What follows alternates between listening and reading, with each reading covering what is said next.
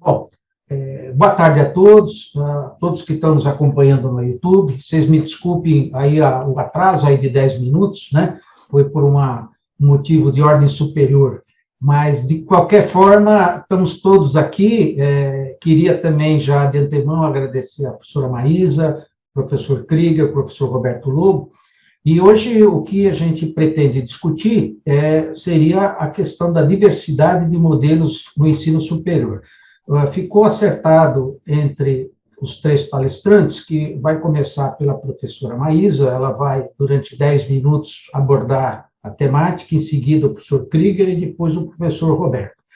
Essa primeira meia hora, terminando, a gente passaria para a meia hora final, onde vai haver aí uma discussão, uma conversa, um pinga-fogo aí entre os palestrantes, né, perguntas que podem ser feitas entre eles, e também as pessoas que estiverem nos acompanhando no YouTube, que quiserem eventualmente fazer alguma pergunta, a gente vai trazer aqui para o painel.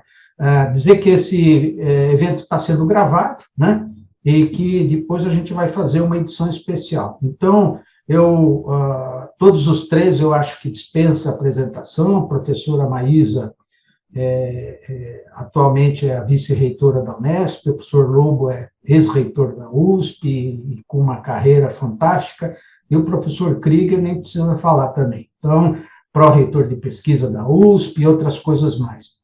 Bom, de qualquer forma, então, eu passo diretamente a palavra para a professora Maísa para dar início aos 10 minutos dela. Por favor, professora Maísa. Obrigada, professor Hélio, é sempre um prazer enorme estar aqui, uma honra e um privilégio poder falar um pouquinho sobre os modelos, né, a diversidade de modelos no ensino superior. Eu espero que eu acrescente uma boa diversidade aqui de assuntos para que nós possamos depois discutir um pouco.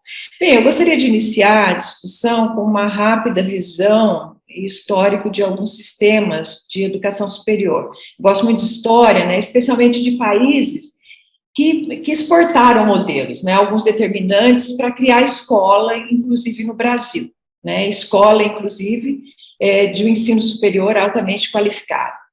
A Alemanha foi uma delas, né, forneceu um modelo a muitos países, inspiração para que se implantasse a Universidade Humboldtiana, né, por sonhadores como Wilhelm von Humboldt e outros.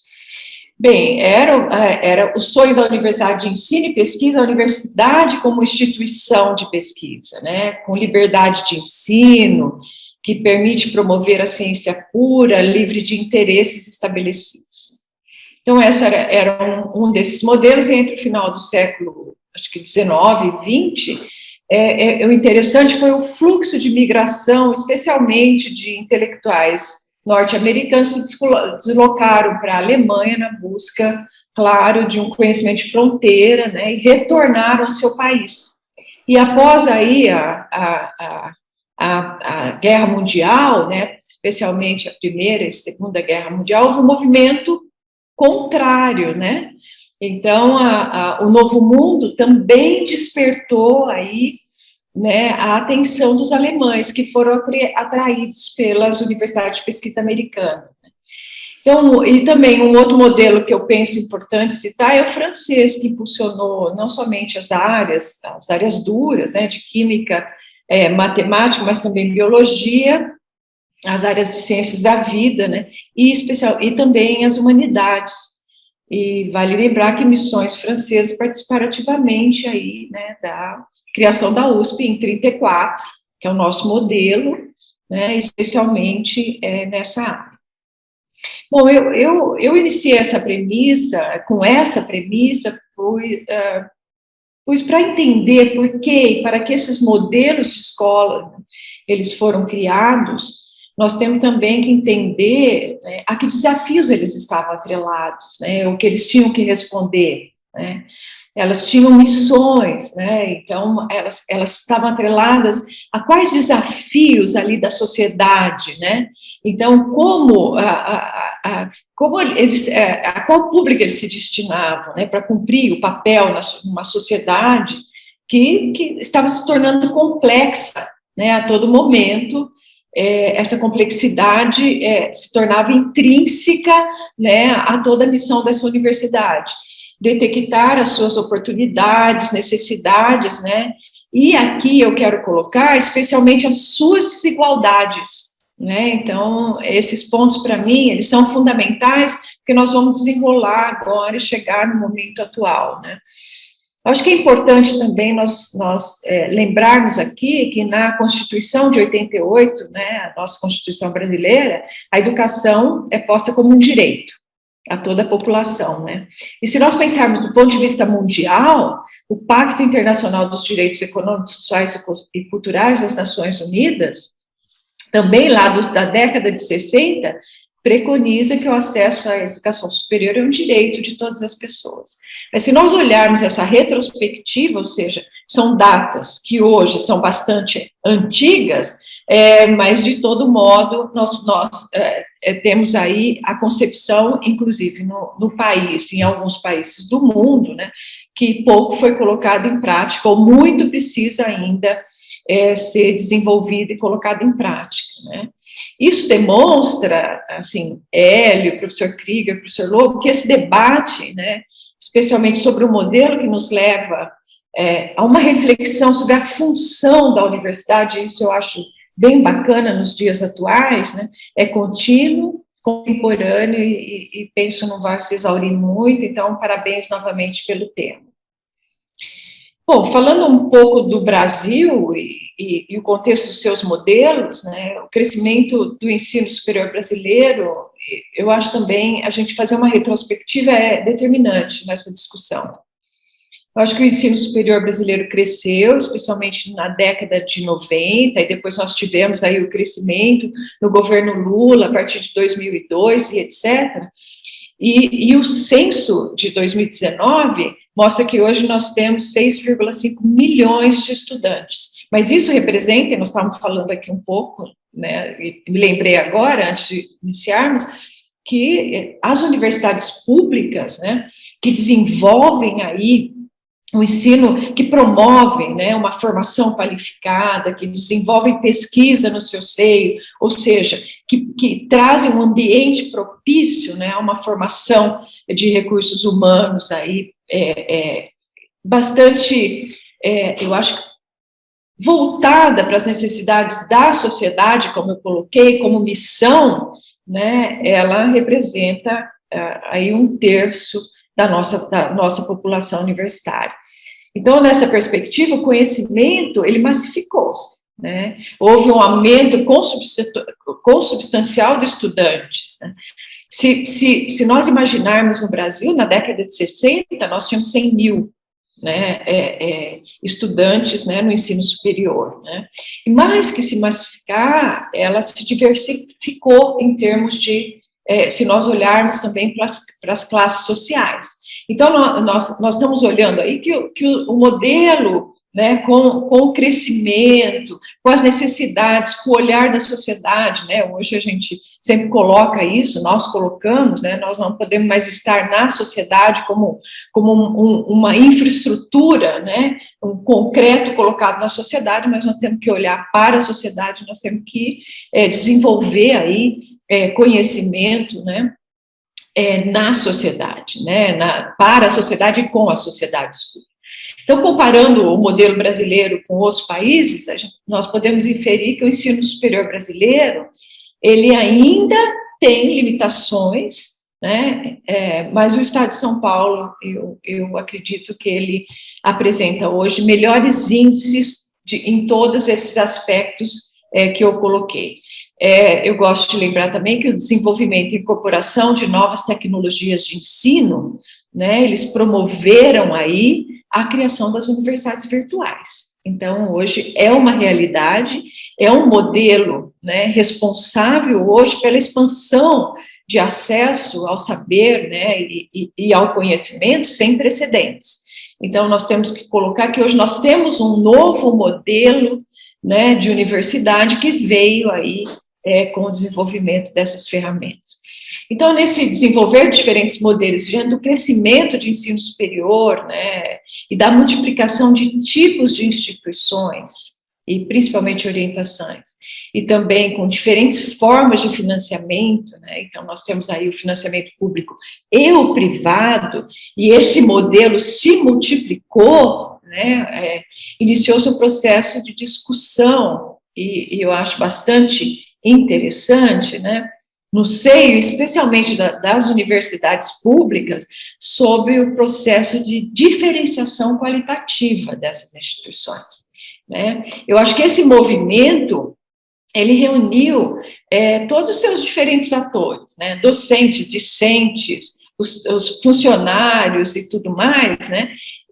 Até pela necessidade de diferenciação, de um olhar diferente, os discentes, né, com a perspectiva de que ele estava sendo formado numa universidade forte, uma universidade que desenvolve ciência forte, etc. Os docentes, porque eles deveriam contribuir com as atividades, né, de pesquisa, de extensão, né, até para justificar os seus ganhos e etc. Se eu ficar aqui discutindo, nós vamos longe sobre isso, deixamos para discussão, mas que ficou perenizado pelo modelo, né, que as nossas universidades hoje elas se caracterizam, que é o modelo de ensino, pesquisa e extensão, e agora estou falando das universidades públicas, que com essa ambiência, ela traz aí, né, um diferencial para a formação de profissionais, né, e de recursos humanos para a pós-graduação também, especialização em nível de pós-graduação,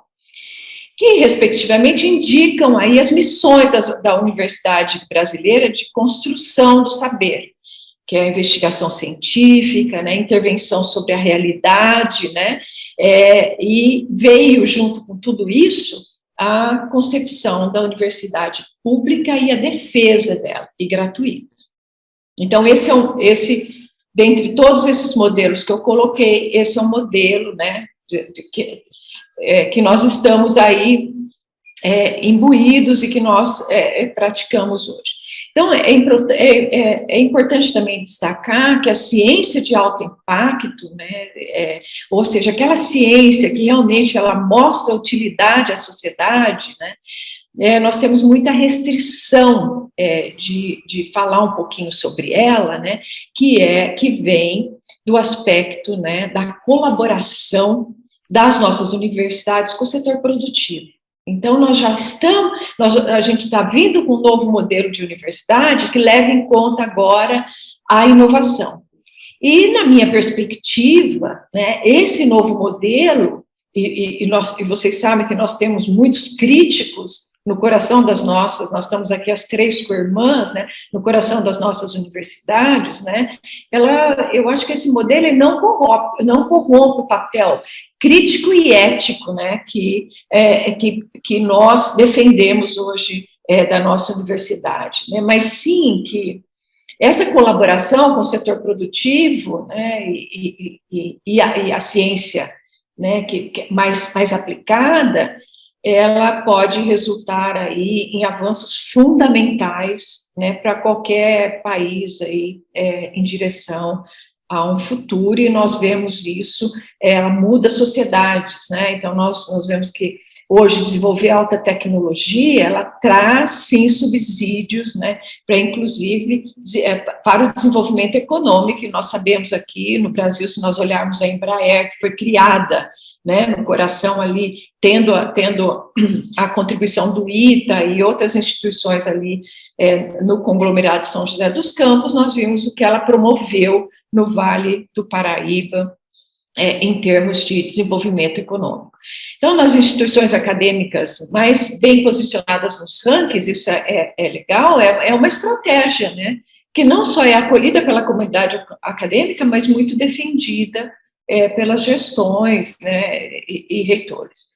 Então, eu acho que esse movimento todo, né, mostra com clareza o status quo que as nossas universidades se encontram hoje, né. É um modelo único.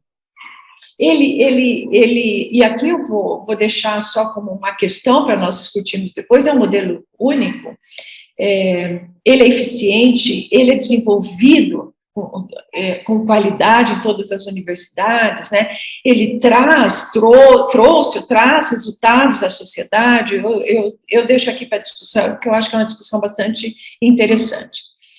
Um outro fator que eu gostaria de destacar é que, desde o início de 2000, eu acho que eu já falei um pouco sobre isso, um novo componente, né? Ele veio para trazer um novo olhar aos modelos vigentes, que é a inclusão social. Na ocasião, 2 modelos de inclusão foram propostos aí, né? A ação afirmativa, que foi proposta por cotas, e nós acompanhamos, as nossas 3 públicas trabalharam nisso, tiveram alguns anos para se adequarem, hoje nós incluímos aí 50% das vagas oferecidas nos nossos vestibulares para ingressos da escola pública e PPIs, né?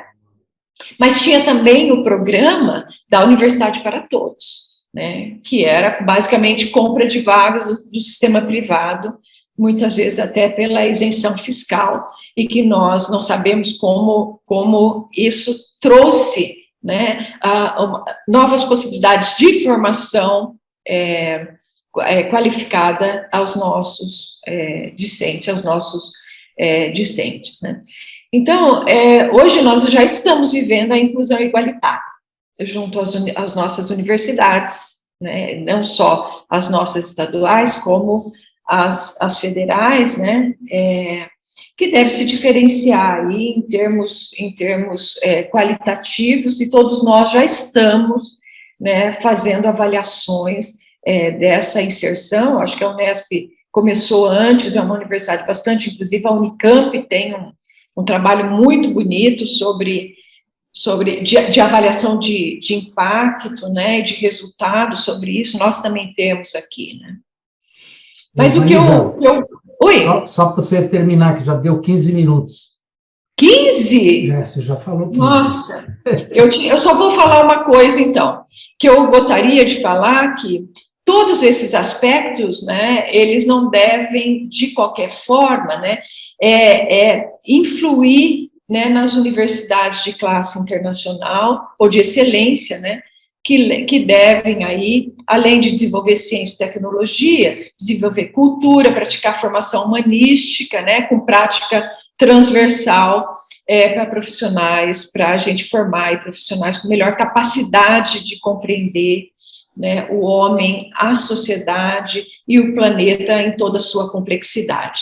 Eu falaria um pouquinho mais sobre a Universidade de Classe Mundial, mas nós podemos deixar para depois, que é um modelo que surge aí de alta competitividade, né? Então, obrigada e desculpa por passar. Imagina, não, que é isso aí. Estava previsto já, a gente falou 10, mas a gente sabe que todos vão falar 15. Me empolguei. Vai, Krieger, a tua vez. Bom, primeiro, boa tarde a todos, eu também queria agradecer o convite e dizer que é um prazer estar aqui para fazer essa discussão, e principalmente num aspecto que já foi mencionado, que é o quão dinâmico é esse processo.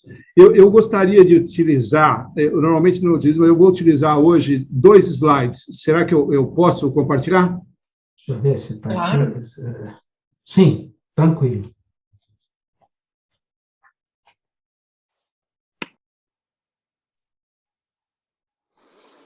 Vamos ver se eu compartilhei o correto, porque eu estou com mais de uma tela. Me dizem se vai entrar a apresentação principal. Entrou? Isso, California Master Plan, é isso?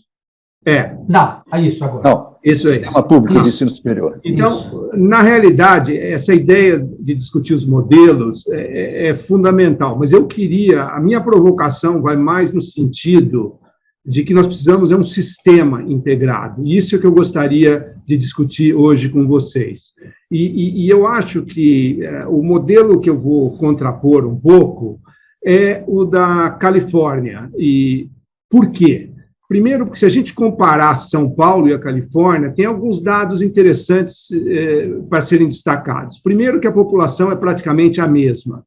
E vocês vão ver que, em termos de área, eles são quase que 2 vezes maior do que nós. E, em termos, para minha surpresa, do GNP, né, do que se produz aqui, se nós pegarmos valores nominais, nós somos mais ou menos um quarto do que tem na Califórnia, mas se nós fizermos por por poder de compra e tudo, praticamente é metade. E eu tinha a impressão que esse dado era muito pior. Eu estou até gratamente surpreso. Evidentemente que isso aqui são dados de 2017, 2018, então as coisas podem ter piorado um pouco mais por questão da nossa moeda. Mas isso dá uma boa ideia de que talvez valha a pena a gente tecer algumas comparações. E aí, todos vão se lembrar, por exemplo, a Universidade de Califórnia foi criada há mais de 100 anos, a USP foi criada no meio do século passado, cada uma tem suas histórias, os seus estados têm suas histórias, mas o fato é que nessa discussão dinâmica, os assuntos precisam ser retomados. Será que nós estamos fazendo a coisa certa? Será que pode mudar? E um dos exemplos disso é o que aconteceu na Califórnia exatamente em 1960. Eu acho que alguns de vocês têm conhecimento desse documento, é o Master Plan for Higher Education, e que, na realidade, procurou coordenar tudo isso.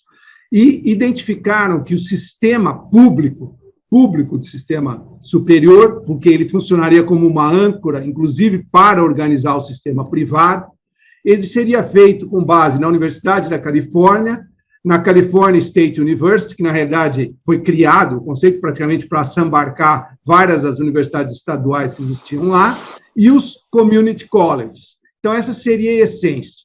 E por que fazer isso? Os princípios. Primeiro, é porque você precisava dar educação para todos, conforme já foi mencionado, independente da classe econômica e tudo, e que, simplesmente, o progresso disso ia ser dependente da proficiência individual. Em outras palavras, todos terem oportunidade, independente dessas questões que a Maísa já levantou, e que é um problema ainda aqui no país. E o segundo princípio é para não perder, jogar fora os recursos públicos, em duplicidade de esforços e assim por diante. Então, essa foi uma tentativa. Quais eram as dimensões a serem atingidas? E eu só estou destacando alguns aspectos. Primeiro, era transformar uma coleção de colleges e universidades sem coordenação para um sistema mais coerente, né? Essa é uma questão muito importante. E concentrar esse esforço e sem prejudicar também a criação de excelência em cada um desses nichos, seja naquelas três classes ou naqueles três, nos componentes daquele tripé, mas mesmo entre cada um individualmente. Quer dizer, você quer criar mais oportunidade e não colocar teto para que cada instituição possa se desenvolver. E, fundamentalmente, criar um contínuo, que isso é fundamental, e que isso envolve não só a educação pública, mas a privada também. Bom, e a outra coisa que está implícita nesse modelo é que você já começa a hierarquizar o sistema de ensino, e que é algo que nós precisamos fazer não por acaso, mas começar a fazer um esforço sistematizado para fazer isso, porque a lógica das criações, por exemplo, pegue só o Zeferino. Num momento da história, o Zeferino Vaz, ele criou a Faculdade de Medicina de Ribeirão, quer dizer, que foi um negócio completamente novo. Quer dizer, era um negócio que era feito só com professores em dedicação exclusiva, ao contrário da Faculdade de Medicina de São Paulo, da USP aqui em São Paulo.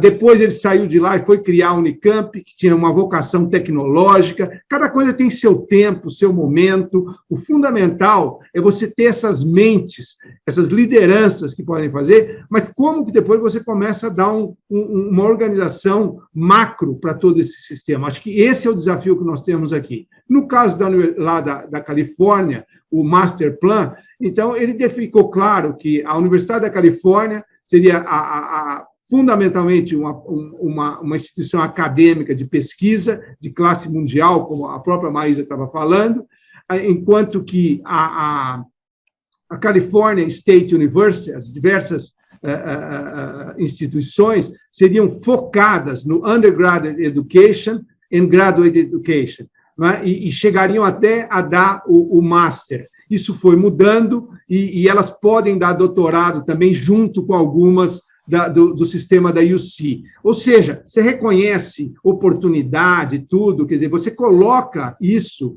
para dar racionalidade no sistema, mas ninguém segura ninguém. Quer dizer, é um problema, qual é a melhor vocação para cada uma dessas universidades ou instituições e dentro de cada um desses tecidos. E, finalmente, uma riqueza que eles têm são os community colleges, que vocês vão ver que a lógica deles é de estar próximo do indivíduo. Quer dizer, essa é uma questão fundamental. Quer dizer, é até commuting distance, em outras palavras, você não precisa viajar para ir. Então, tem que ter um college desses distribuídos por toda o estado da Califórnia. Então, isso é fundamental. Então, vocês veem que é de uma simplicidade esse plano, que eu acho que a gente pode emular algumas coisas. Muito bem, então, as características de São Paulo, nós dissemos que somos diferentes, evidentemente, mas tem características que muitos nos assemelham. E agora a gente começa a olhar o que são essas três segmentos que eles criaram. Então, alguns números, só para ilustrar. Então, aqui, os California Community Colleges, 115, ou seja, é dessa maneira que eles estão localizados, a commute distance para cada pessoa da Califórnia. Eles atendem 2.100.000 californianos, indivíduos, é um número realmente substantivo. Tem 57 mil docentes, só 30% são full-time employees, vários deles têm contratos, digamos assim, precários, né, numa linguagem bem coloquial, tem um staff de 23 mil pessoas e um orçamento de quase 15 bilhões de dólares anuais. Quer dizer, vocês vão ver que essa história de ter tuition ou enrollment fee, ela foi nova. Quando foi criado esse programa em 1960, ele tinha que ser grátis, tinha que ser para todo mundo e tal. Infelizmente, com as várias crises que o Estado foi passando, crises fiscais, etc., foram sendo criados puxadinhos. Então, o primeiro é que você não cobrava tuition, mas tinha um enrollment fee. Isso não é tão importante nesses colleges, porque o custo deles é muito baixo, mas vocês vão ver que foi importante para a Cal State e para a Universidade da Califórnia. Até que, em 2010, eles aboliram isso, porque não tinha jeito, e viram que tinha que cobrar tuition também. Então, mas no caso aqui dos colleges, são quase 15 bilhões, só 400 milhões vêm desses enrollment fees, não é? E depois, a ideia é que a admissão para esse sistema é todo estudante que quer e tem capacidade para se beneficiar da educação. Olha que coisa maravilhosa. Quer dizer, então, isso está distribuído no estado todo e é feito para todo mundo que quer e que tem capacidade de conseguir. E depois que você entra, evidentemente, isso depende da sua proficiência. O sistema da California State University, na realidade, é um sistema, tem 23 campos distribuídos na Califórnia, 485 mil alunos, sendo 432 mil são undergraduate, 53 mil são graduate, e é interessante essa relação aqui de 7,3 para undergraduate para graduate, que vai ser importante quando a gente estiver comparando, por exemplo, com essa outro tipo de instituições que são as que fazem parte da Universidade da Califórnia. 27%, cerca de 27 mil professores, 50% deles estão no tenure track, full-time employees, os demais não, 29 mil staff members, um orçamento de cerca de 7,3 bilhões de dólares, e aqui, disso, já 50% vem do Estado e 50% vem das tuitions. Então, isso, no começo, era meio disfarçado em enrollment e tal, mas desde 2010 é tuition mesmo, né? É relativamente barata a tuition para quem mora na Califórnia e, evidentemente, para quem é de fora da Califórnia ou do fora do país, paga um valor muito mais alto. E da onde vêm os alunos que fazem parte desse sistema? Dos top 33% alunos que se graduam da escola secundária. Olha que interessante. Quer dizer, isso já está implícito quando foi desenhado o modelo que a California State University ia pegar estes alunos. Agora, quando a gente vai para a Universidade da Califórnia, ela está em 10 campuses, nós todos conhecemos a maior parte deles, 288 mil alunos, sendo 226 undergraduate e 59 mil fazendo pós-graduação. Uma relação já um pouco menor de undergraduate para graduate students, comparada com a da Cal State, não é? Já aparece aqui o número de postdocs, 6.400 postdocs. Eu não consegui os números para o Call State, e evidentemente aqui não é o caso.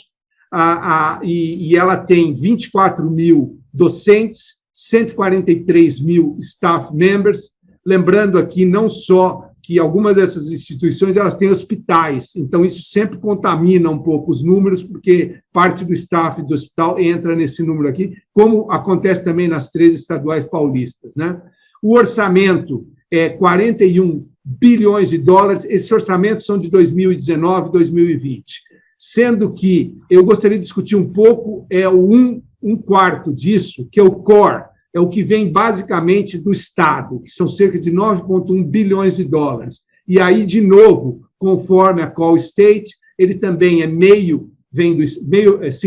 vem do Estado e 50% já vem das tuitions, seja a dos californianos, que pagam muito pouco, e as de fora do Estado e estrangeiros, que pagam bem mais. E da onde vêm os indivíduos que vão entrar nessa universidade? Aqui ela já está focada no top 12,5%.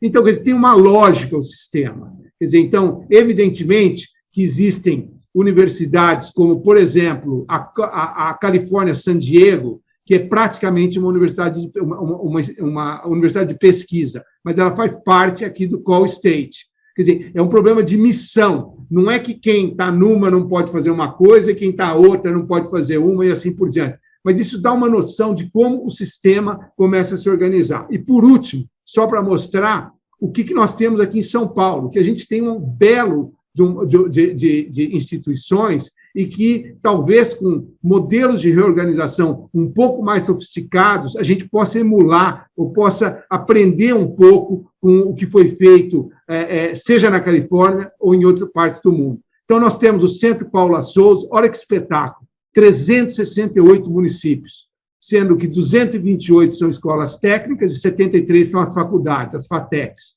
322 mil alunos, ainda muito inferior comparado com os 2 milhões e 100 dos community colleges. Então, veja, apesar, isso aqui é algo para ser ampliado. Claro que isso teve um foco em estudo profissional e etc., mas nós já temos essa capilarização do Centro Paula Souza é espetacular, não só entre cidades, mas também mesmo na cidade de São Paulo, em vários locais, e assim por diante. 15 mil docentes, 4 mil staff, um orçamento, aqui mudou a moeda, gente, 2,3 bilhões de reais, tá? Só para deixar mais claro, isso em 2018. Nós temos as 3 públicas, a Unesp, capilarizada no Estado, 24 cidades, uma coisa impressionante, uma lógica muito diferente da USP e da Unicamp, que praticamente foram feitas em centros e permaneceram lá, 53 mil alunos, sendo quase 40 mil undergraduate, 14 mil graduate student pós-graduação, uma relação de 2,7, só para comparar aqui com 7,3 e 3,8, e depois com as co-irmãs, 3 mil docentes, cerca de 5,2 mil staff, funcionários, colaboradores, e um orçamento de 3 bilhões de reais para 2020. Unicamp, 3 campi, muito localizados, basicamente Campinas, Piracicaba e Limeira, mas o grosso está em Campinas, quer dizer, quase que um só campus, né? 37 mil alunos, 20 mil undergraduate, 17,5 pós-graduandos, uma relação quase de 1 para 1, a Unicamp tem, de undergraduate para pós-graduação, quase 1.800 docentes, 7 mil funcionários, lembra, tem o problema do Hospital das Clínicas aqui, que tem muitos dos funcionários que estão aqui, que estão dentro do Hospital das Clínicas, um orçamento de cerca de 2,8 bilhões de reais. A USP, com 10 campi, cerca de 90 mil alunos, 59 mil undergraduate, quase 30 mil alunos de pós-graduação, uma relação de 2, né, quer dizer, 2 undergraduate para cada aluno de pós-graduação, um orçamento de 5,4 bilhões, 5,4 mil docentes, 13,3 mil funcionários de apoio e quase 6 bilhões de receita. Então, esses são os números, e para a gente comparar um pouco com esse quadro.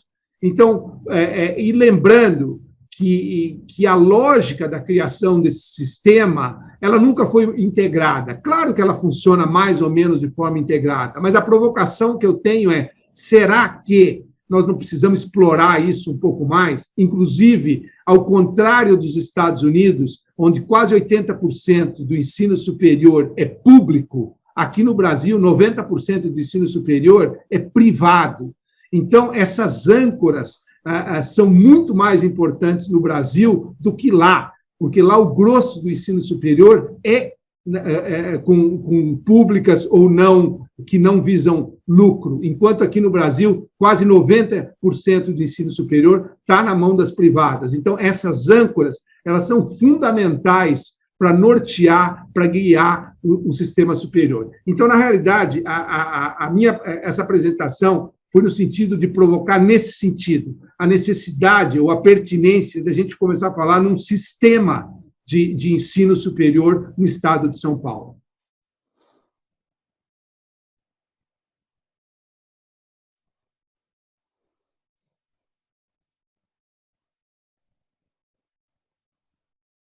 Bonito.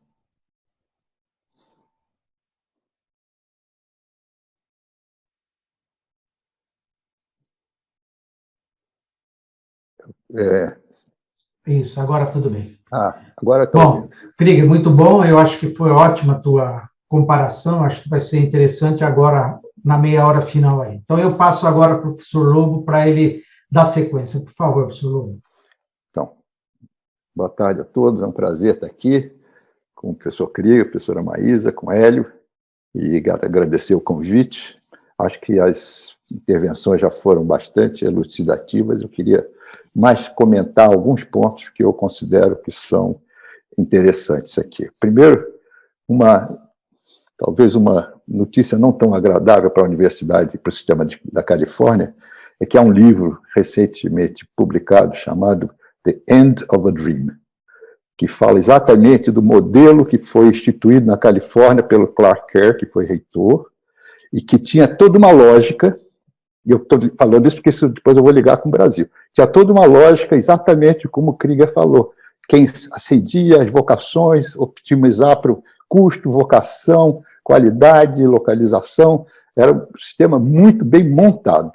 Só que existe uma coisa no mundo que chama entropia, e a entropia é um problema. E o sistema começou a caminhar pelas suas próprias pernas e começou a modificar a estrutura racional que se pretendia por lá. Então, esse livro é interessante porque ele conta exatamente essa história. Como que foram minando. Então, a inclusão aconteceu de fato da forma que queriam, a mobilidade vertical aconteceu da forma que queriam, a mobilidade horizontal aconteceu. Eu não vou entrar no detalhe, nem vou discutir, porque isso ia longe demais. Mas é muito interessante, inclusive, para a gente tomar cuidado, para dizer, se formos instalar um sistema parecido, que cuidados precisamos tomar para que não se perca essa qualidade. Lá eles têm qualidade, mesmo com entropia e tudo, não vou dizer que não, muito superior à nossa, né, claro, mesmo com problemas. Mas esse é um dado importante, que eu acho que a gente deve levar em conta, porque isso tem a ver exatamente com a realidade brasileira. No Brasil, nós partimos para fazer a universidade ideal. O Brasil é o país dos sonhos, né? Então, vinha a Constituição de 88 e nós resolvemos que o sistema brasileiro de ensino superior seria feito por universidade de pesquisa, com todos os professores de tempo integral fazendo pesquisa de ponta. Quer dizer, esse é um custo absolutamente inviável, é um modelo absolutamente inviável, e o que aconteceu? A entropia foi destruidora. Se a gente olhar as universidades brasileiras hoje, se nós tivermos 5, 6 universidades que realmente fazem o que a Constituição apregoa, é muito. Exatamente, eu fiz um trabalho recentemente com o Simon, que nós pegamos uma discussão que foi feita pelo João Steiner, professor da USP, sobre o sistema de ensino superior brasileiro, em 2003, E dissemos, de 2003 a 2018, o que aconteceu? E aí nós fizemos um artigo que nós denominamos Tipologia do Ensino Superior Brasileiro. E o que nós vemos? Que nada daquilo que estava se pensando aconteceu. Na verdade, ficamos com algumas poucas universidades de boa qualidade. O sistema privado cresceu sem controle. Sem controle. Hoje, eles são mais ou menos 80%. O setor privado no Brasil teve uma característica muito diferente do americano. O americano, o setor privado, na sua maior parte, é sem fins lucrativos.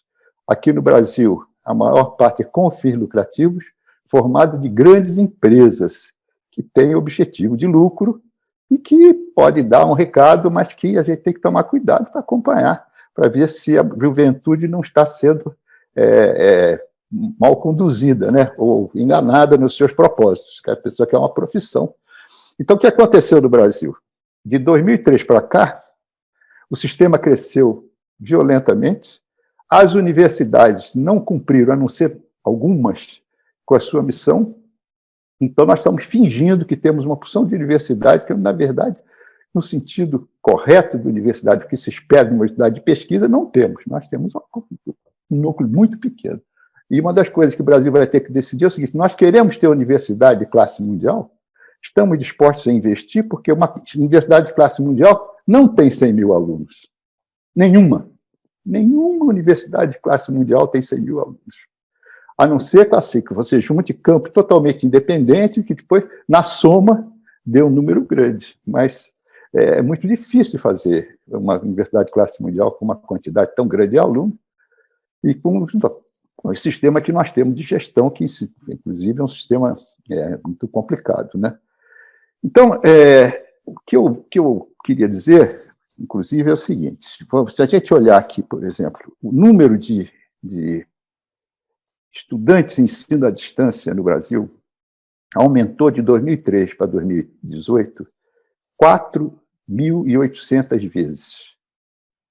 Isso é um número absolutamente acachapante, né?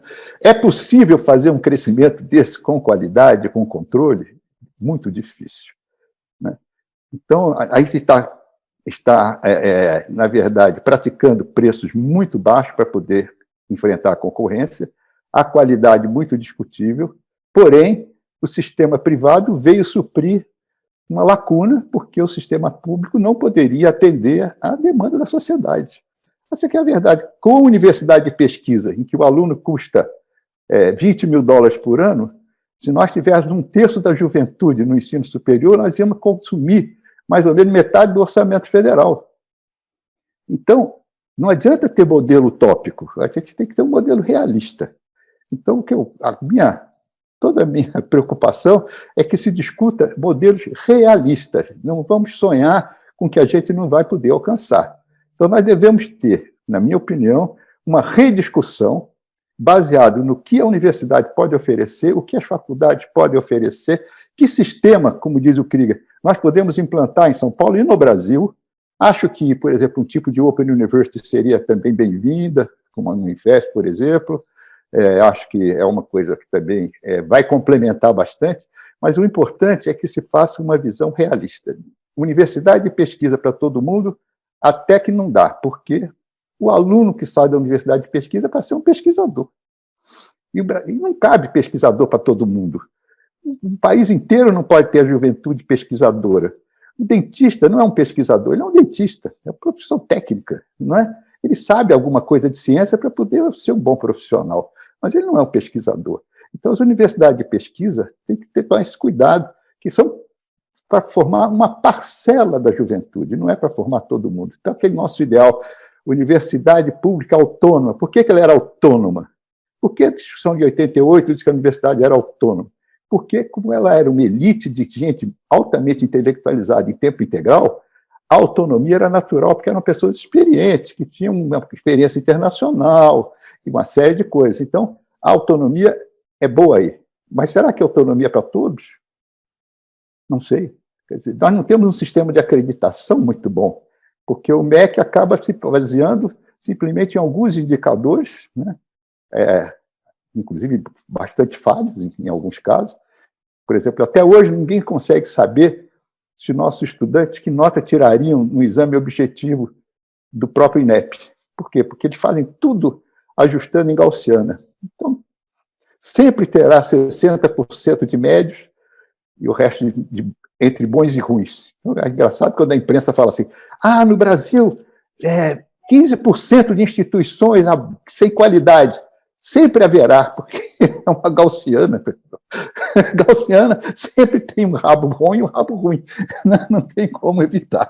Então, outra coisa que a gente vê, como é mal conduzida, às vezes, a discussão no Brasil. A própria imprensa não ajuda a gente a entender, e o próprio INEP não ajuda a gente a entender. Eu defendo, por exemplo, exame de suficiência em todos os cursos, principalmente aqueles que são ligados a responsabilidades sociais, ao pessoal de profissões liberais, médico, engenheiro, sei lá, não um artista. O artista não precisa de conformidade, no sentido de... Ele não está atendendo a população. Mesmo um contador, ele será contratado por uma empresa. Nós não estamos defendendo a população fazendo uma seleção mais rigorosa, mas estaremos defendendo a população fazendo uma seleção mais rigorosa de médicos, de advogados, não é? De engenheiros. Então, também o sistema de avaliação deveria, talvez, eventualmente, fazer um estudo por profissão, como era no Chile, que eles fazem exame de suficiência para algumas profissões, não todas, né? Agora, nós temos uma opção ainda, que foi discutida e apresentada aqui, que eu gosto de discutir, eu gosto de pensar, que é se nós queremos ter uma universidade de classe mundial. Então, nós temos que ter um sistema massivo, claro, que o Brasil é muito grande, tem que usar o ensino à distância pelas nossas distâncias para concentrar competência e para distribuir essa competência melhor. Tudo isso é muito certo. Temos que manter o sistema privado, que o Brasil não tem recurso para botar todo mundo na universidade com a qualidade que se desejava, provavelmente, se eu estiver errado, então, melhor. Mas, de qualquer forma, nós vamos ter que fazer um estudo, acho, em que se faça o que o Linton, que é um pesquisador americano, diz. Vamos fazer com que cada um ofereça o melhor possível da sua competência. Não vamos querer ser Harvard todo mundo, porque não dá para ser Harvard todo mundo. Nem nos Estados Unidos, né? Eles têm essa pretensão. Então, vamos fazer com que as universidades tenham uma missão definida. As instituições de ensino superior têm missões. Por exemplo, tem a missão de ter uma fortíssima pós-graduação. Tá bom. Você será avaliado segundo essa sua missão que você está propondo. Eu tenho uma qualidade de ensino, a minha preocupação é enorme com o ensino. Eu tenho programas de extensão que estão fazendo uma revolução com a comunidade, com as suas condições socioeconômicas locais. Tudo bem, ponha isso na sua missão. Então, a minha defesa aqui é de vamos rever o sistema e vamos nos basear nas missões de cada segmento. Cada um diga a que veio. E nós vamos avaliar para ver se ele está dando recado para onde ele veio. Para isso, nós vamos ter que fazer uma reanálise de todo o sistema, sem preconceitos. Nem todo setor privado é ruim. Agora, o setor, por exemplo, imaginar que uma instituição se chama universidade e não tem nenhum aluno de pós-graduação, no conceito de universidade da Constituição. Isso é ridículo. Não é? Ridículo. Então, quando se olha assim, eu tenho os dados aqui do setor privado. O setor privado sem fim lucrativo ainda é um pouquinho melhor, as confessionais. O setor privado com fim lucrativo, ele é muito ruim na parte que seria referente à universidade como tal. Agora, está fazendo um trabalho social? Está. Está formando uma opção de gente, profissionais, que vão para o mercado de trabalho, vão trabalhar e vão dar seu recado, vão ajudar o Brasil a crescer. Então, nós não podemos ter preconceito, mas, ao mesmo tempo, não podemos fingir que tudo é igual. Porque esse não é o sentido da igualdade. A igualdade é iguais oportunidades, iguais chances de mostrar sua competência e seus resultados, né? Basicamente, é isso que eu queria falar. É um problema muito complexo, esse. É um problema que precisaria ser começado do princípio. Pegar assim, um pouco do que o Krieger falou, pegar um pouco do que a Maísa falou, sentar e dizer o que nós vamos fazer para organizar e dar racionalidade a esse sistema, sabendo que a entropia está aí, que todo o Instituto Tecnológico é virar universidade, né? Como acontece no sistema federal, aconteceu na Inglaterra. Todas as politécnicas quiseram virar universidade. Então, nós temos que entender as forças do mercado, as forças das ambições, dos desejos das pessoas para ver se a gente consegue montar um sistema que perdure, pelo menos um pouco. Beleza? Bom, eu queria só, assim, tem algumas pessoas aqui nos acompanhando, o Hamilton Varela, o professor Carlotti também está nos acompanhando, a professora Maria Beatriz também está aqui, e ela já faz um comentário aqui: a qualidade no setor público varia muito e dezenas jamais atenderão aos que preconiza a LDB. Como fazer para que as IES adequem as missões ao que pode ser feito sem fingir e se gastar errado? Aí quem é que pode dar uma resposta? Falou disso um pouco. A gente já falou disso um pouco. Quer dizer, aquele sonho de que vai ter todo mundo igual, todo mundo universidade de pesquisa, cheio de pesquisador e tal, isso aí é uma coisa inviável, não existe nem na Califórnia, nem em lugar nenhum do mundo. Existem universidades que são assim, não sistemas que são assim. Então, cada um tem que dizer a que veio. É isso que eu quero, é isso que eu queria enfatizar. Quer dizer, eu acho que o sistema brasileiro tem que ser. Acho que, Roberto, até o teu sinal deu uma congelada aí. Vê a sua conexão, se tem algum problema. Ou a Maísa complementa, né, Maísa? Eu posso pegar um gancho e complementar até que o professor Lobo volte? Eu acho que o professor Lobo colocou, nós todos colocamos nesse sentido. O exemplo também que o professor Krieger colocou, eu já vi esse livro também, Krieger, ele mostra exatamente isso, sabe, que qualquer sistema, ele se desvirtua, mas eu vou voltar à pergunta, é a gente detectar, discutir, olhar, né, e discutir as missões, essa é a grande questão, né, para que essa universidade veio? Para responder a quê? Né? Qual é o olhar dela, né, em termos de formação de recursos humanos, né, de potencial para trabalhar ali, trazer frutos para a sociedade? Quer dizer, essas questões nós temos que avaliar. Eu concordo plenamente com o professor Lobo, a direção é essa. Nós temos que discutir, eu acho que o Krieger colocou muito bem, nós temos sistemas aí muito bem desenhados já, né, as ETs, as FATECs, né, você vê que eles já têm um desenho também, né, Krieger? Então, eu acho que a missão de cada um, até com a sua própria existência e com a resposta, né, do impacto que essas universidades têm para a sociedade, os resultados que elas geraram, nós já temos que começar a discutir. E discutir métricas para avaliação é importantíssimo. Então, eu não quis colocar aqui, mas nós estamos evoluindo muito nesse sentido. A gestão de dados é alguma coisa que nós temos que desenvolver muito. A avaliação de dados para a gente ter noção de impacto e resultado e fazer propostas, né? Então, eu penso que nós já temos ferramentas, né? Ou seja, nós temos aí que repensar a universidade. Eu concordo plenamente. Né, e esse repensar, eu venho nesse sentido. Eu queria fazer, então, uma provocação só para vocês dois, se vocês puderem, é a seguinte: eu queria a Unesp e a USP, que o Krieger tem já Como que vocês caracterizariam a Unesp hoje e, no caso, a USP? Qual que é a tua opinião, Maísa, e depois o Krieger? Como é que você caracteriza a USP hoje, Krieger, e como você caracteriza a Unesp hoje? Então, dentro desse sistema, a USP é muito grande. Primeiro, ela é muito heterogênea. Então, a gente tem quase que dizer de que USP que nós estamos falando, né? Mas vamos dizer assim, eu diria que a USP é uma das poucas universidades brasileiras que se aproximaria desse modelo das chamadas universidades internacionais, mas ela é heterogênea. Quer dizer, dependendo o que aspecto eu pegar, não é muito simples. Então, por exemplo, a USP, como uma universidade de vanguarda, ela tem que fazer experimentos. Eu acho que ela fez uma tentativa muito interessante recentemente, que foi com a EASH. Quer dizer, a EASH, ela foi criada para transformar a Zona Leste de São Paulo. E com uma outra lógica.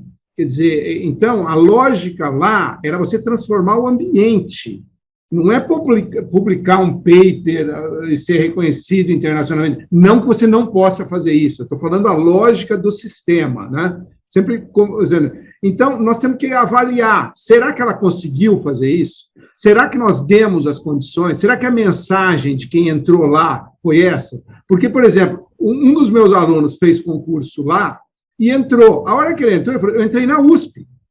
Cadê meu laboratório? Cadê as minhas condições? Então, às vezes, nós mesmos, a própria universidade está dando sinal trocado. Quer dizer, aonde que está? Acabou aquela história, então, da EASH ter que ter um experimento que é transformador e fundamental, focado especialmente na zona leste de São Paulo. Eu acho que isso é um exemplo que a USP tinha que dar. Agora, ela tem que rever os seus experimentos e focar. Agora, o professor Lobo já mencionou há pouco, não existe nenhuma universidade de classe mundial com 100 mil alunos. Quer dizer, nós vamos ter que... Bom, se é isso que nós queremos ser, quer dizer, como é que nós vamos fazer? Nós vamos concentrar esforço... E não tem porquê, porque é muito complicado, você não dá a velocidade suficiente para resolver os problemas, o apoio necessário ao docente. Não adianta eu exigir alguma coisa do docente se eu não estou dando alguma coisa em troca para ele, se eu não estou capacitando esse docente. E não é em dar dinheiro para ele fazer pesquisa, porque exatamente os instrumentos exigem, a universidade tem que capacitar, dar as condições para o pesquisador, para ele buscar o recurso fora. É isso que as universidades do mundo inteiro fazem. Então, eu acho que esses pontos... Eu só queria retomar um negócio que nesse contexto, que eu acho que é fundamental, especialmente no Brasil. No Brasil, nós temos o grande problema da inclusão social, que é uma grande dificuldade, um assunto de várias paixões. Por exemplo, você tendo um sistema capilarizado, como existe na Califórnia, com os community colleges, que, evidentemente, você tem numa região pobre, numa região rica e assim por diante. Bom, 30% do admission na Universidade da Califórnia e 30% na California State são por transfer. Eles vêm desses community colleges. Olha que mecanismo espetacular. Quer dizer, então, quer fazer uma inclusão com mérito, e outra, custa caro isso, porque, às vezes, uma pessoa que não tem recurso, ela vai ter que ter recurso para continuar. E desde o início, o professor Lobo mencionou da visão de que, quando foi feito isso no início da década de 60, não era só de dar oportunidade do indivíduo entrar, é de ele completar o ciclo. Isso estava desde o início, não adianta nada eu entrar um monte de gente que depois ou vai ficar parada ou vai sair pelo ladrão, vai sair de lado. Então, a métrica de avaliação, se o sistema está dando certo, é se está saindo gente lá na outra ponta.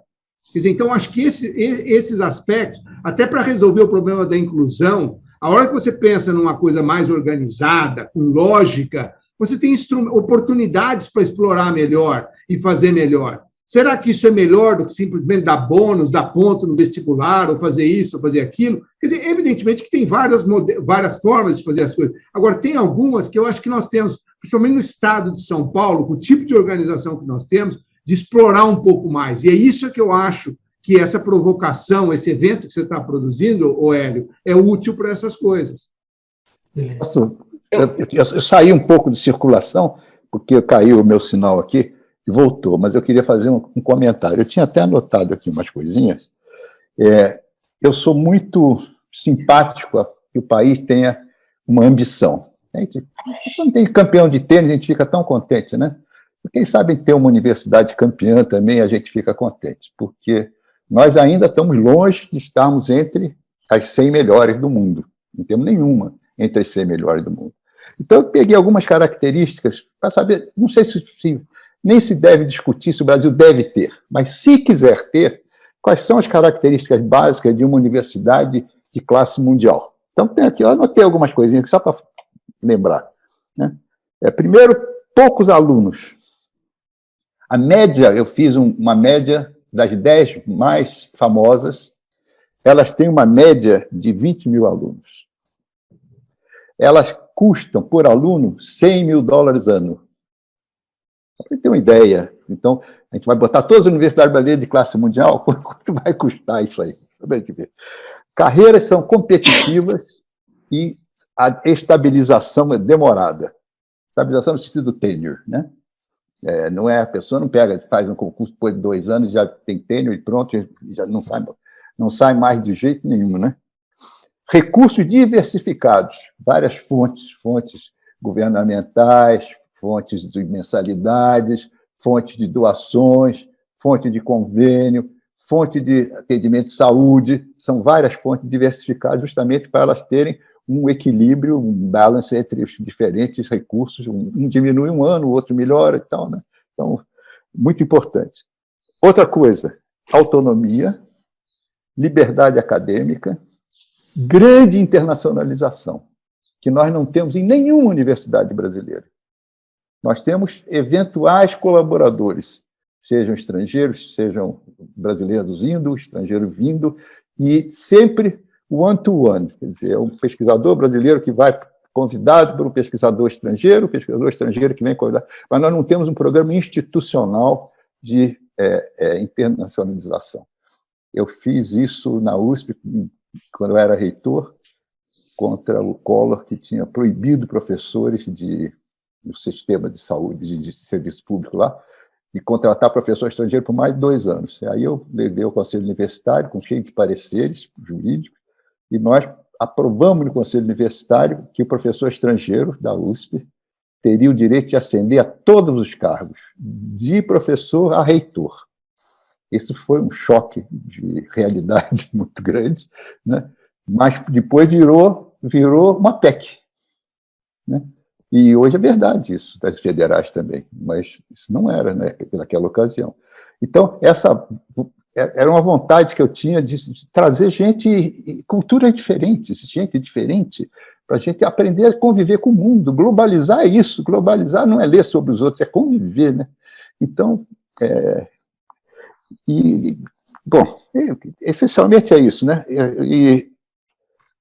O número de pós-graduados é quase igual ao de graduados, né? Às vezes maior. Às vezes até maior. Aliás, existem algumas instituições brasileiras que têm um número de pós-graduado grande, mas às vezes não tem nem graduação. Mas esse equilíbrio é que é muito importante, né? Então, que seja pelo menos ordem de grandeza, né?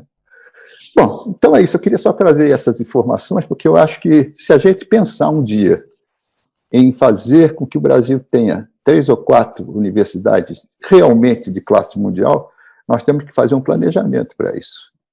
Primeiro tem que ser entendido pela sociedade, tem que ser aprovado, e tem que fazer uma estratégia, né? Vocês todos que são gestores sabem que se a gente fazer estratégia, a gente não chega lá.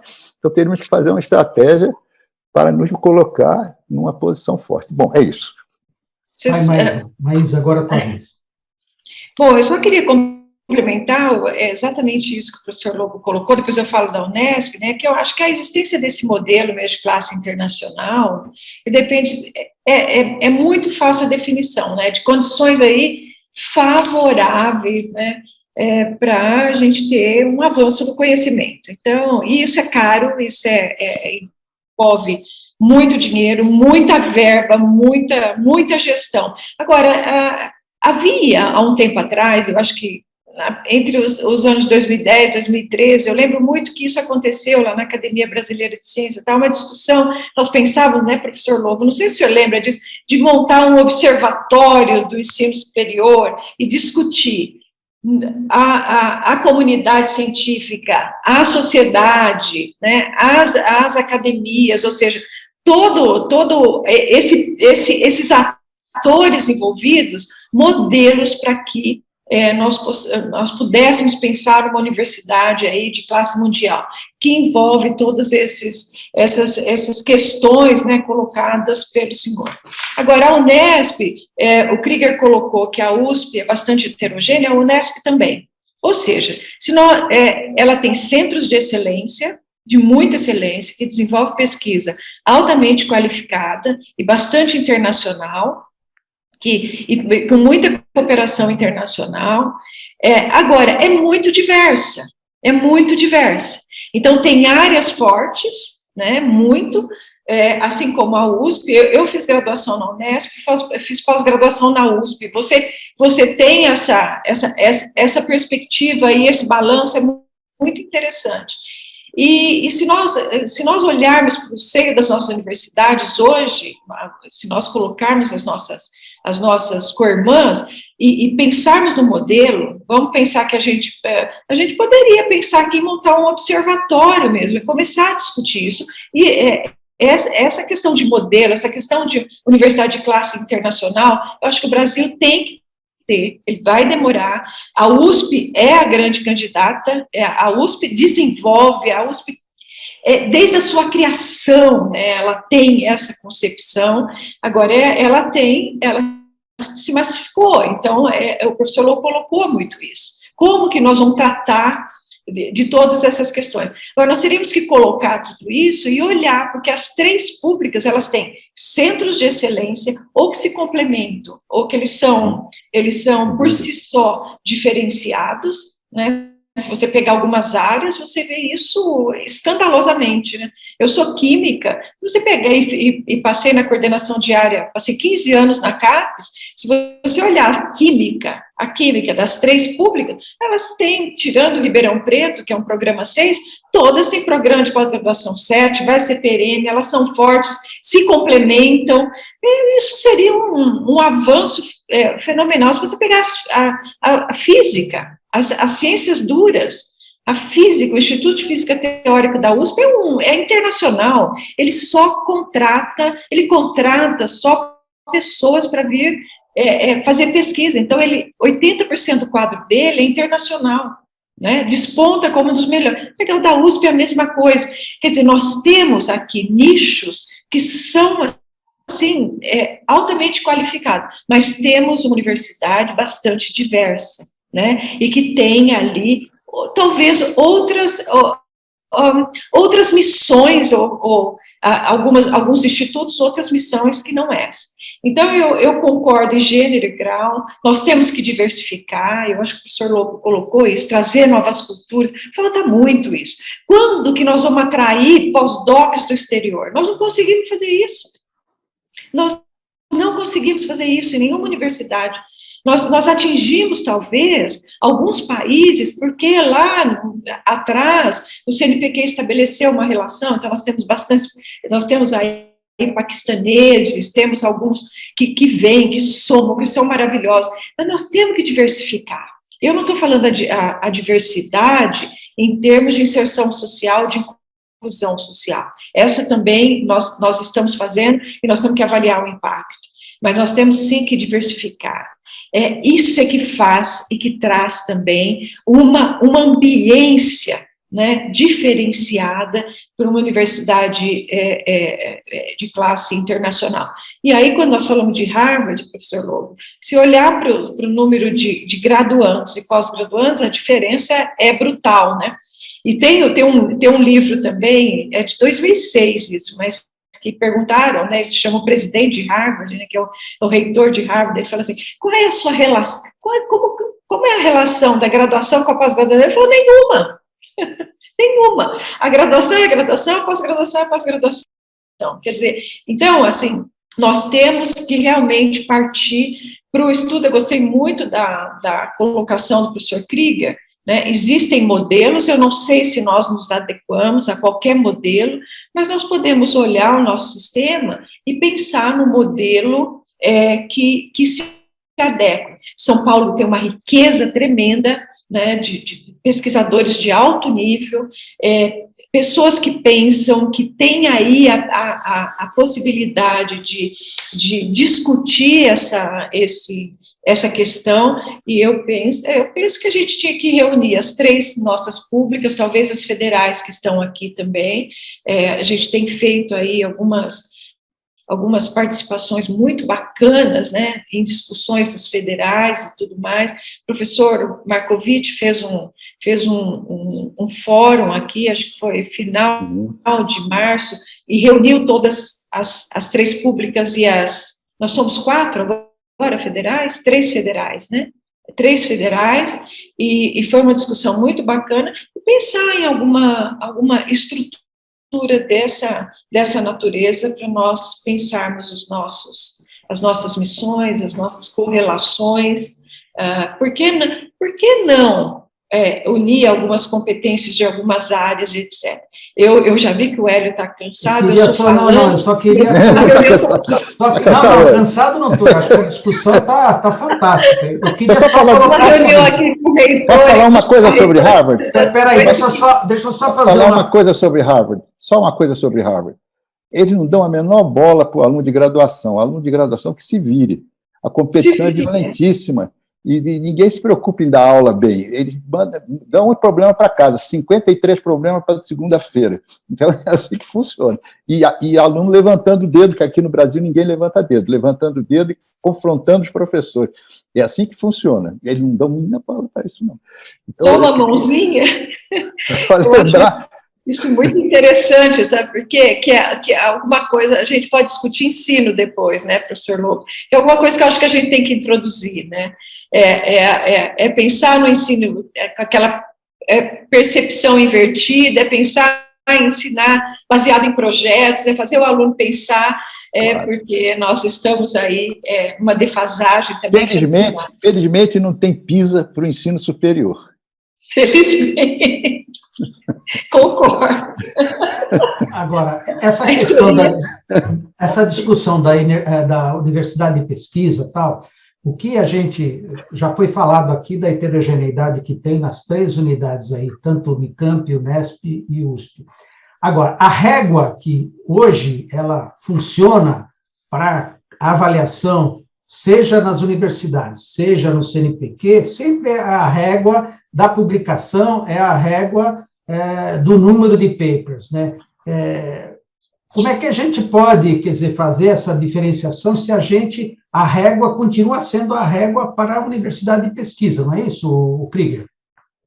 Então, de novo, a gente não precisa reinventar a roda. Por exemplo, Harvard é uma universidade de pesquisa. Então, ela não tem dúvida disso. E nem o governador do estado tem dúvida, porque aqui o governador do estado, às vezes, chega e pergunta o seguinte, não faz muito tempo, ele pergunta assim, mas olha aqui, o custo do aluno na Unesp é muito menor do que no da USP, eu acho que vocês precisam aumentar o número de alunos. Ele não entendeu nada. Ele não entendeu, inclusive, a característica que a Unesp tem, que faz um trabalho fundamental de estar em 24 cantos do Estado, independente se tem riqueza local ou não, ela está transformando o local. Quer dizer, agora, um governador fazer uma pergunta dessa é muito ruim. Mas, voltando a Harvard, ela chegou e falou assim, já que eu sou uma universidade de pesquisa, 70% da régua é de pesquisa.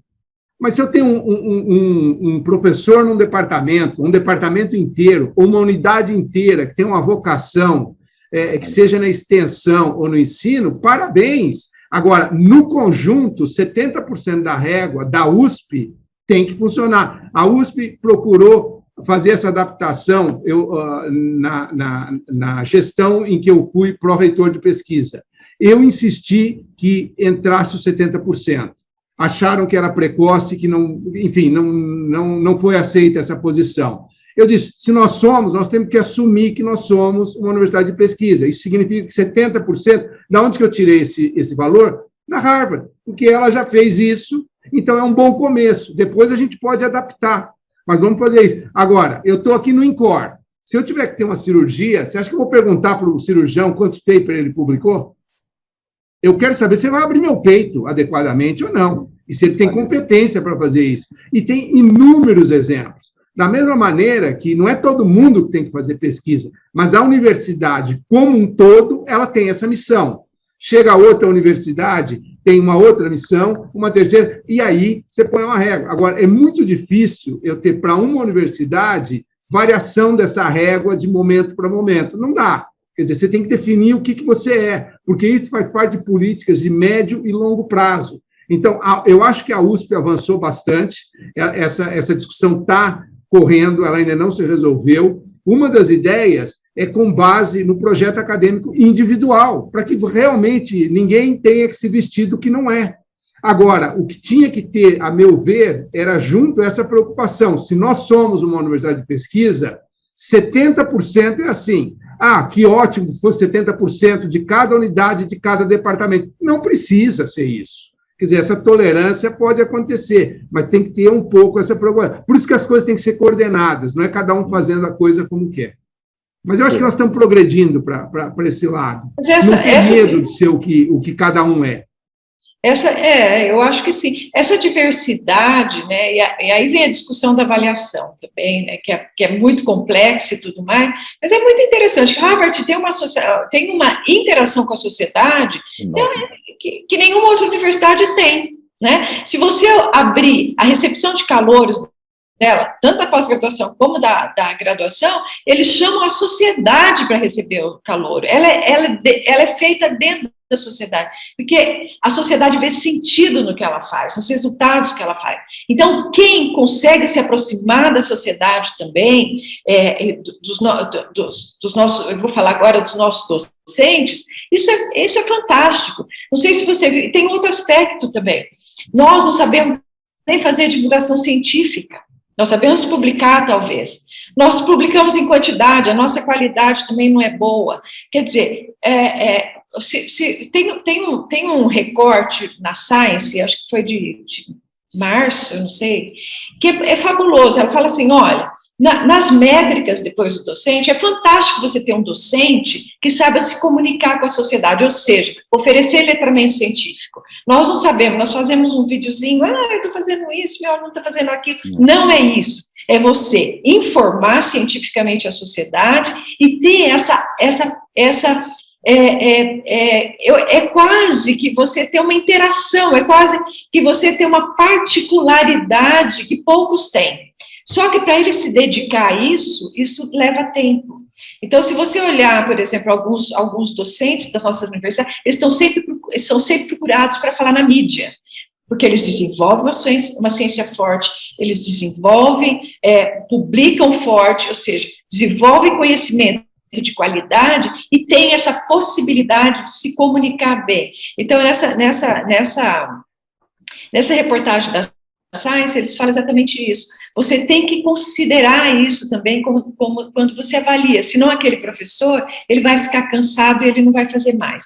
Eu só coloquei esse exemplo para dizer, nós somos diversos e tudo que nós fazemos na nossa universidade, do ponto de vista qualitativo, ele é bastante importante. Agora, nós temos que olhar realmente para as nossas instituições e detectar aí, né, qual delas, o professor Lobo já falou, ou quais elas têm aí aptidão para ser uma universidade de classe internacional e olhar para modelos e discutir esses modelos.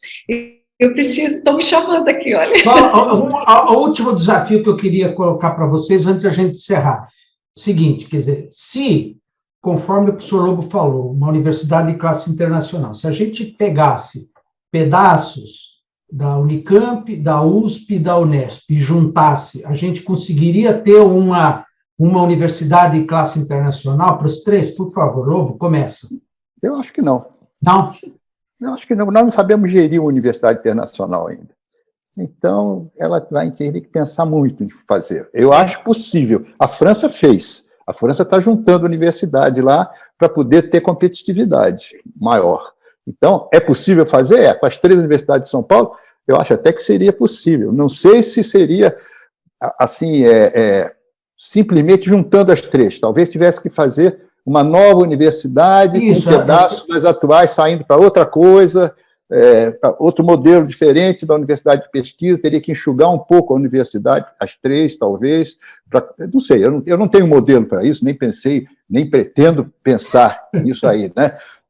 Mas o que eu queria só dar ênfase é que eu acho que tem que se trabalhar em avaliação sempre em cima de portfólio.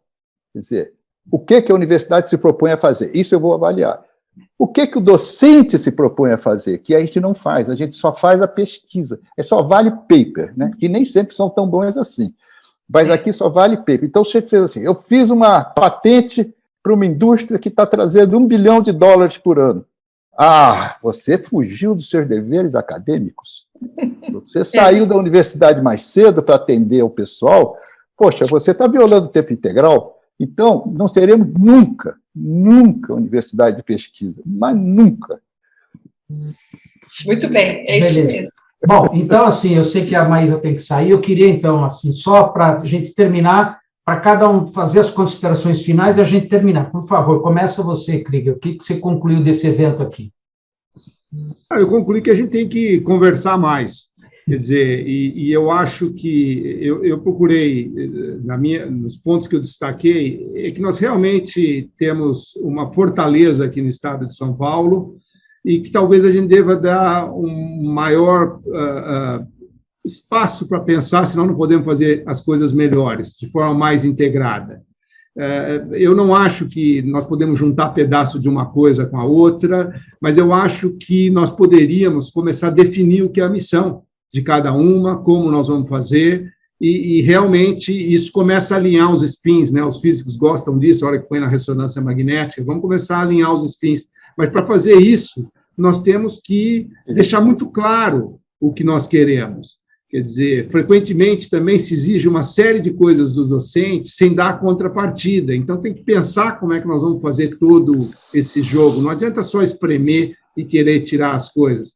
Mas eu tenho uma visão muito otimista, muito positiva, se a gente conseguir definir a missão, para que ninguém precise sair do seu caminho e reconhecer que, mesmo numa universidade de pesquisa, por exemplo, conforme eu mencionei, 70% tem que ser dentro daquela régua, e você tem os outros 30% para lidar com as diversidades que são, inclusive, necessárias. Não é só existência, que elas são necessárias.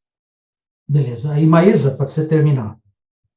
Bom, eu gostaria de mais ou menos nessa linha, mas eu penso, é complexo, eu acho que o professor Lobo colocou isso, mas nós temos que discutir, e discutir muito. Né? As nossas 3 universidades aqui, elas desenvolvem em algumas áreas pesquisa, essa pesquisa, ela tem que se qualificar, o professor Lobo colocou, nós publicamos muito em algumas áreas, mas nem sempre publicamos muito bem, quer dizer, nem sempre elas têm impacto, ou seja, os resultados realmente trazem impacto.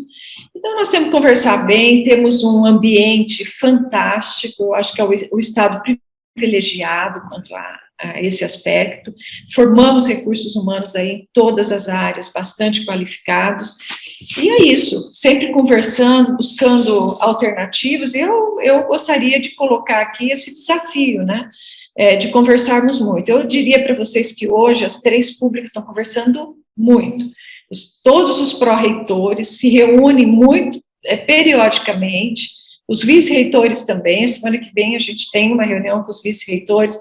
Então, essa discussão nós temos feito a toda prova. Então, eu acho que todas têm o seu valor, todas desenvolvem pesquisa de uma forma, tem aí programas de pós-graduação qualificados pela CAPES, e aí está uma avaliação que eu acho, era o único projeto de Estado que eu acho que nós tínhamos, já está indo por água abaixo, um dia desses a gente pode discutir, que eu acho que tem que discutir intervir, né, só para não deixar barato aqui, é um sistema que nós temos que preservar a duras penas, porque eu acho que é o único sistema hoje que era um sistema que eu diria que era um sistema de Estado, né.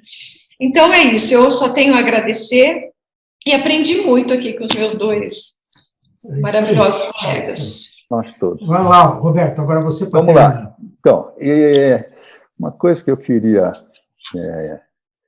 prevenir é que quando a nossa autonomia, que nos alocou para as 3 universidades numa percentagem do ICMS, fez com que o governo tivesse a seguinte filosofia econômica, social, econômica principalmente. Já que eu pago tantos por cento do meu ICMS e essa quantia é fixa, eu vou encher de aluno. Isso é o pensamento óbvio de um governante que não valoriza o conhecimento. Assim, se eu estou pagando a mesma coisa, eu vou botar mais gente. Então, a pressão dos governadores para as universidades crescerem é uma pressão perfeitamente previsível, só não é correta.